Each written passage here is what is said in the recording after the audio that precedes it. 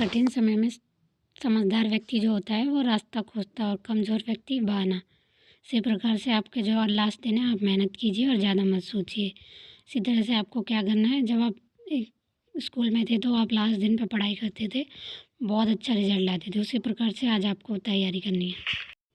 हमारे साथ जुड़े रहिए और फॉलो एंड लाइक सब्सक्राइब ज़रूर करें। और शॉर्ट वीडियो रहेगी, छोटी सी वीडियो रहेगी और ध्यान से सुनना। शुरू करते हैं। शोध में आईसीटी का प्रयोग। दस्तावेज प्रबंधन। गूगल ड्राइव में दस्तावेज का जो प्रबंधन करते हैं आईसीटी में, इंटरनेट में, तो गूगल ड्राइव में होता है, ड्रॉप बॉक्स में होता है, गूगल डॉस में होता है, एमएस स्काई ड्राइव में होता है, एमएस ऑफिस में भी होता है, ज़्यादातर आपने देखा होगा। तो ये सारे एग्जाम्पल है, पूछे जाते हैं एग्ज़ाम में, इसको याद कर लेना। इसके बाद अगला करते हैं हम इंटरनेट उपकरण। इसमें जो है गूगल से करते हैं, मतलब इंटरनेट का प्रयोग कैसे करते हैं, गूगल से करते हैं, याहू से करते हैं, एक्साइट से करते हैं, ये सारे एग्जाम्पल हैं। ऑनलाइन डाटा संग्रहण, मतलब ऑनलाइन जो डाटा है उसको कैसे इकट्ठा करते हैं, ऑनलाइन फॉर्म से, ऑनलाइन आउटराइट से, ऑनलाइन सर्वे से। जैसे कि जो पीएचडी के स्टूडेंट्स होते हैं वो मतलब अपना जो किसी चीज़ का सर्वे करते हैं, जैसे कि एमए वगैरह, या फिर आप लोगों को फॉर्म सर्वे के लिए देंगे, फॉर्म सेंड करेंगे और आपको उस फॉर्म के बारे में कुछ क्वेश्चंस होते हैं, उनको बस क्वेश्चंस को रिप्लाई करके और उस फॉर्म को भर के सबमिट कर देना होता है। इस तरह का जो सर्वे होता है उसे ऑनलाइन सर्वे कहते हैं। ठीक है, ऐसे ही ये सारे याद कर लेने हैं आपको, ये सारे एग्ज़ाम में आएंगे। उसके बाद आता है आधुनिक अनुसंधान उपकरण। जो आजकल अनुसंधान के जो उपकरण हैं उसके कौन कौन से, जॉट्रो है और एवन नोट है, इनको याद कर लेना क्योंकि ये पूछता है ये है या नहीं है। इसके बाद अगला है ब्राउज़र। एक वेब ब्राउज़र एक सॉफ्टवेयर एप्लीकेशन है। आपको पता ही है, ब्राउज़र जो होता है वो एक एप्लीकेशन होता है जो उपयोगकर्ता को टेक्स्ट के साथ प्रदर्शित करने और बातचीत करने में सक्षम बनाता है। जैसा कि आजकल हम लोग करते हैं, जैसे कि हम ब्राउज़र खोलते हैं, क्रोम ब्राउज़र, और उसमें हम कुछ लिखते हैं तो वो हमें इजी बनाता है। अगर हमें किसी चीज़ के बारे में पूछना है या फिर किसी चीज़ के बारे में पढ़ना है तो वो हम डाल देते हैं उसमें और वो उस चीज़ को करके हमें दे देते हैं। एप्लीकेशन जो है वो उपयोगकर्ता को टेक्स्ट के साथ में प्रदर्शित करने और बातचीत करने में सक्षम बनाता है। इसके जो एग्जाम्पल हैं ये याद कर लेना। एमटी हो गया, माइक्रोसॉफ्ट हो गया, माइक्रोसॉफ्ट की जो फुल फॉर्म है वो हो गई माइक्रोसॉफ्ट एमटीई की, माइक्रोसॉफ्ट इंटरनेट एक्सप्लोरर। ठीक है, इसी तरह से जो है मोजिला हो गया, फिर फॉक्स हो गया, ओपन हो गया, नेटस्केप हो गया, शॉप हो गया, गूगल क्रोम हो गया, सफारी हो गई। ये सारे इसके एग्जाम्पल है। ये एग्जाम्पल आ सकता है कि इनमें से कौन सा इसका एग्जाम्पल है या नहीं है, इस प्रकार से क्वेश्चन पूछने को आएगा। उसके बाद आता है DBMS। इसका डाटा बेस जो मैनेजमेंट होता है सिस्टम का, DBMS। जुकाम है, सर्दी की वजह से थोड़ी वॉइस में खराश आपको पता चल सकती है, पर आप फोकस के साथ पढ़िए। यह एक प्रकार सॉफ्टवेयर होता है जो डेटाबेस को प्रदर्शित करने के लिए डिज़ाइन किया जाता है। जो डाटाबेस होता है उसको प्रदर्शित करने के लिए ये इसका डिज़ाइन तैयार किया जाता है। इसमें जो है माइक्रोसॉफ्ट आ जाता है, एक्ने आ जाता है, पैराडॉक्स आ जाता है, डेलॉक्स 2 आ जाता है, फॉक्सवेस आ जाता है, विजल रोप आ जाता है, ऐसे ही अन्य चीज़ें भी आ जाती हैं। इन सबको आपको याद करना है। एग्जाम्पल्स के बाद में करना है ओपन शेयर DBS। जो इसके जो दे रखे हैं हमने, माई शॉल, पोस्टग्रेज शॉल, ये सारे जो है इन सब के एग्जाम्पल याद कर लेने। उसके बाद डेटा विश्लेषण उपकरण जो है वो MS Excel, Javelin Plus, Super कैक्स, ये सारे एग्जाम्पल आपको याद कर रहे हैं। रजाई में घुस कर रहिए और पढ़ाई कीजिए, और रजाई में नहीं, कंबल रखिए मेज पे, टेबल पे, और टेबल में ओढ़ के और अच्छे से कुर्सी पे बैठ के पढ़िए। अपना खास ख्याल रखें और पढ़ाई करें। इसके बाद आता है सूचना और संचार प्रौद्योगिकी।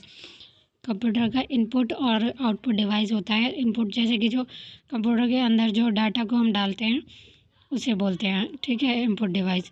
और जो बाहर निकालना होता है जिस डिवाइस को, उसको बोलते हैं हम आउटपुट डिवाइस। डाटा को जिस चीज़ से, मतलब जिस डिवाइस से हम बाहर निकालते हैं उसे आउटपुट डिवाइस बोलते हैं। इसके भी एग्जाम्पल दिए हुए हैं आपको, आप इसको याद कर लेना। माउस हो गया, वोल्टेज हो गया, ये सारी चीज़ें हो गया। और इस पर इसका जो आ जाता है आउटपुट में स्पीकर हो गया, क्योंकि अंदर भी होता है बाहर भी होता है। मॉनिटर होता है, जिससे आप मॉनिटर को करते हैं आउटपुट में, इसको कर्सर अंदर भी करते हैं और बाहर भी करते हैं ऐसे, ठीक है। इसी प्रकार से ये सारे एग्जाम्पल आप याद कर लेना। इसके बाद हम पढ़ेंगे अगला, जो ये सारे कर लेना कि इसमें से पूछे जाते हैं क्वेश्चन। दिखा भी रखा है, जैसे कि मैंने इसका डायग्राम भी बनाया था कि इनपुट जो होते हैं अंदर होते हैं, आउटपुट डिवाइस बाहर होते हैं, और इन दोनों में जो कॉमन होते हैं वो होते हैं CD DVD और कैमरा टैब, ठीक है। ये सारे होते हैं। तो आप इसको भी कर लेना कि जो कॉमन फैक्टर होते हैं इन दोनों में वो कौन से होते हैं, CD होते हैं, DVD होते हैं, कैमरा होता है। इसके बाद जो इसके इम्पोर्टेंट हैंगे वो लिख दिए थे मैंने कि भारतीय सांख्यिकी संस्थान है, इसका इम्पोर्टेंट कोलकाता में है। HEC 2mm भारत का पहला कंप्यूटर है जो आयात किया गया था, ठीक है। वर्ष 1960 में भारत में निर्मित पहला कंप्यूटर TIFA ये पूछे गए क्वेश्चन हैं, इसलिए मैंने उनको कीवर्ड्स में बना के लिख दिया है, आप इन्हें कर लेना ज़रूर। उसके बाद पढ़ते हैं हम सूचना और संचार, ICT। टाइप ऑफ कंप्यूटर, तकनीक के आधार पर कंप्यूटर और आकार एवं कार्यक्षमता के आधार पर 2 टाइप में इसे डिवाइस किया गया है। आकार के हिसाब से, जैसे कि मतलब लुक के हिसाब से, और तकनीक के हिसाब से, टेक्नोलॉजी के हिसाब से। तकनीक के आधार पे पहला आता है डिजिटल जो कंप्यूटर होते हैं वो, लॉन्ग कंप्यूटर होते हैं सेकेंडली, और हाई स्पीड कंप्यूटर होते हैं वो। उसके बाद इसमें भी फोर्थ है सुपर कंप्यूटर, आकार एवं कार्यक्षमता के आधार पे। दूसरा है मेन, और तीसरा मेन फ्रेम कंप्यूटर सेकंड होता है, मिनी कंप्यूटर होता है, और फोर्थ आता है माइक्रो कंप्यूटर। उसके बाद अगला आ जाता है कंप्यूटर की जो लैंग्वेज होती है वो कैसी होती है। निम्न स्तरीय भाषा होती है और उच्च स्तरीय भाषा होती है। निम्न में क्या आता है, मैकेनाइज्ड लैंग्वेज आ जाती है, और असेंबली लैंग्वेज आ जाती है, मतलब कि जो नॉर्मल लोगों को समझे उसमें, और दूसरी ऐसी होती है। उसके बाद अगले में आ जाते हैं अन्य स्तरीय भाषा, बीजगणित मानवीय फार्मूला के आधार पे होता है, ठीक है। जैसे बेसिक फॉर्मेट PIL, और वेबसाइट डाटा जो है वो कोपोल और RPG होता है। और उसके बाद थर्ड आता है लिस्ट प्रोसिंग भाषा, और चौथा आता है अतुल्य। तो इसके साथ में एग्जाम्पल लिखे हैं, इन सबको याद कर लेना। उसके बाद ये क्वेश्चन आया था कि कंप्यूटर की पीढ़ियाँ, ठीक है। प्रथम पीढ़ी कब से कब तक रही थी, तो इसलिए मैंने ये वाले कीवर्ड्स यहाँ पे लिख दिए हैं। प्रथम पीढ़ी 1940 से 1956 तक रही थी। द्वितीय पीढ़ी जो है 56 से 1963 मतलब 1963 तक रही थी। तीसरी पीढ़ी जो थी 1964 से 1971 यानी 71 तक रही थी। चौथी जो थी 1971 से वर्तमान तक है, ठीक है। और चौथी पीढ़ी जो है अभी पाँचवीं पीढ़ी में जो है AI को जोड़ा गया है, मतलब कि जो AI का ब्रांड चल रहा है अभी कंप्यूटर के साथ में, जो AI आजकल आ गई है उसको जोड़ा गया है। तो ये वाले AI का मेनली आ सकता है कि ये कौन सी पीढ़ी से जोड़ा गया है, तो ये याद करके रखना कि ये 5वीं पीढ़ी से है, ठीक है। ओके, अगले टॉपिक पे आते हैं हम, सूचना और संचार प्रौद्योगिकी। इसमें मेनली मेमोरी का वो होता है, प्राइमरी मेमोरी और सेकेंडरी मेमोरी।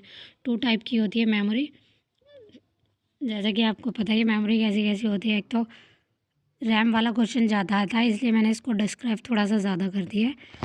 रैम स्कैम ये सारी जो है रैम, ये इसको आप याद कर लेना, रैम के चारों की पॉइंट्स जो है। उसके बाद नॉन बोटेबल जो होते हैं उनको PROM, EPROM और EEPORM, इसको यहाँ से याद कर लेना, क्योंकि इसके की पूछी जाती है कि ये कौन सा नहीं है कौन सा है, इस प्रकार से।